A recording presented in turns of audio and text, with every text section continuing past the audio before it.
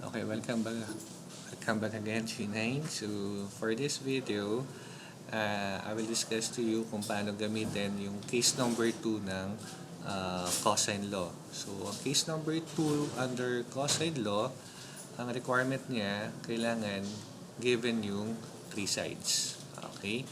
So, paano po yan gamitin? Let's have an example. So, ang given natin dito is side A equals to 7, side B equals to 5, and side C equals to 11. So, given yung 3 sides natin ngayon, A, B, and C. So, dito, ang mga unknowns natin is angle A, angle B, and angle C. So, bahala kayo kung anong gusto nyo unang hanapin natin dyan na angle. So, siguro hanapin ko muna angle A. Since angle A ang gusto kong hanapin, ang gagamitin kong formula ay yung may angle A na given. And that, so check natin yung notes ninyo. So, wait lang ha. So, burahin ko lang ito saglit. Okay. So, etong formula ang gagamitin ko. Bakit? Kasi given dito si angle A. Kasi ito yung gusto kong hanapin. Okay? We will do some algebraic manipulations dito.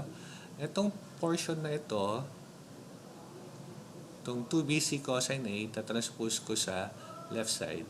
Tapos itong si A squared, itatranspose ko sa right side. Okay? So with that, ito ay magiging 2bc cosine A.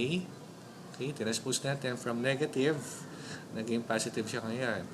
Equals b squared plus c squared minus a squared. Okay? Since positive siya dito, pag transpose sa kabila, magiging negative na yan. So, with this, magdi-divide ako dito ng 2BC. Ayan. So, since nag-divide ako ng 2BC sa left side, magdi-divide din ako ng 2BC sa right side. So, with this, makakancel itong 2BC dito and 2BC dito sa baba. So, matitira dito is cosine A. Okay? At sa right side, ang mangyayari ngayon yan is magiging b squared plus c squared minus a squared all over 2bc. Okay? So with that, substitute na natin lahat ng values ng a, b, and c dito. Okay? So pagka-substitute nyo, ito magiging itsura niyan. 5 squared plus 11 squared minus 7 squared all over 2 times 5 times 11. So, using your calculator now, ito po ang lalabas. 0.881818. Okay? Then, we will use the inverse function ng cosine. So, ang inverse function niyan is this. Okay? Para mahanap natin yung value ng angle A. So, again, shift cosine. Pindutin lang yung 0.81 up. Shift cosine 0.881818. Then, hit the equal sign.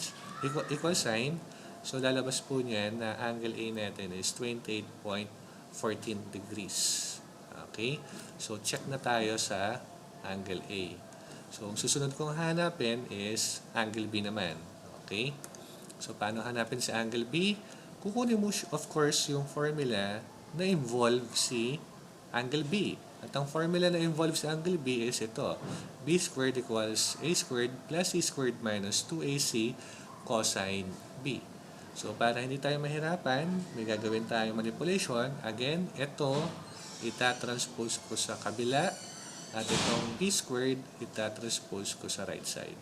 Ang mangyayari niyan, magiging 2AC times cosine B equals A squared plus C squared minus B squared. Then again, magdi-divide ako ng 2AC, both sides. 2AC rin dito sa right side. Okay? Para mangyayari, ang matitira sa left side na lang ay cosine B.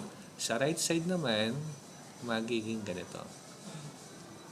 A squared plus C squared minus B squared all over 2AC. Okay? Then, direct substitution na again with the given natin.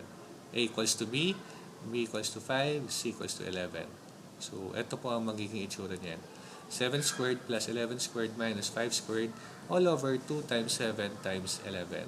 Again, using your calculator, ang lalabas po na sagot is 0.941558.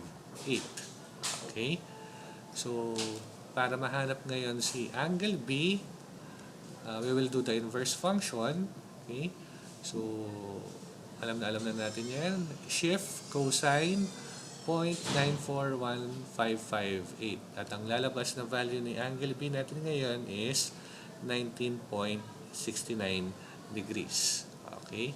So, since meron na tayong value ng angle A, ang value ng angle A natin kanina is 28.14.